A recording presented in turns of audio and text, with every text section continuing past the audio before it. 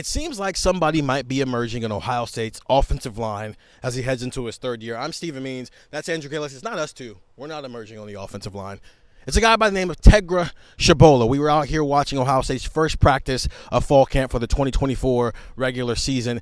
And first of all, Tegra Shabola physically, he just kind of stands out there, right, Andrew? But also Ryan Day getting asked a lot of questions about Tegra Shabola as Ohio State's trying to figure out who its right guard is. Now, we say that understanding Carson Hinsman was not out there for the first day of fall camp practice. Ryan Day said he had an illness. He should be back very soon in that situation. He's clearly in that mix. Luke Montgomery is also in that mix, while also was getting some reps at center. But Tegra Shabola, Andrew, he's in his third year in the program. And we've been kind of wondering, when was he going to come along? Was it going to be at tackle or was it going to be at guard? Josh Fryer is clearly the right tackle at this point, and Josh Simmons is the left tackle. And it seems like there's a job for Tegra Shabola to go win.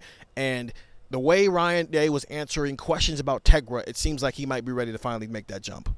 Yeah, when you talk about Tegra, like I said, he's the first guy off the bus. You look at him and go, whoa, who is that? I remember last year was my first year on the beat. You see him and you go, whoa, who is that walking in the room? And that's kind of the level that you just notice with Tegra. But a couple of things that Ryan hit on, a lot of coach speak, a lot of, he's got to learn technique, he's got to get the keys down, he's got to do this. But consistency was a word that he used like 2 or 3 times. And he said if he does that, he's going to play. And I thought that was really interesting because to me, that felt like Ryan Day basically telling Tegra Shabola through us, and I'm sure they've had these conversations privately. I'm sure Justin Fry's had these conversations privately.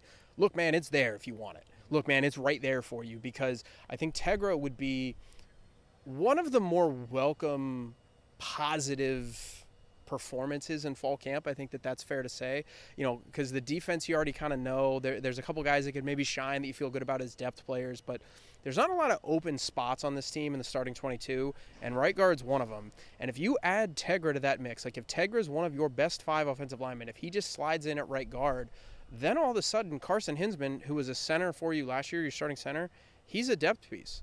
Luke Montgomery, who you thought maybe could be your right tackle last year, who might play this year, is a depth piece. Now all of a sudden you are building depth by players that have experience, that have playing time, and you're just supplementing that with a guy who's in the starting lineup. So I think Tegra Shabola, the opportunity's there. That's the number one thing. It's right out in front of him. And if he can go grab that, I think you're feeling pretty good about where Ohio State's offensive line would be kind of relative to especially where they were last year. I mean, Josh Simmons, I think Ryan Day, I think he used light years was the word that he used when he talked about how far he was ahead. You know what Donovan Jackson's going to give you.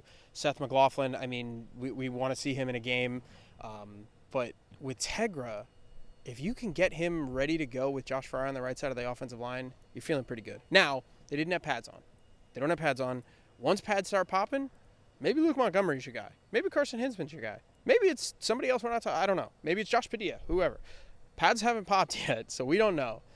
But the first couple indications that we've gotten as of today from the summer and leading into fall camp are that Tegra Shabola might be ready to take a job.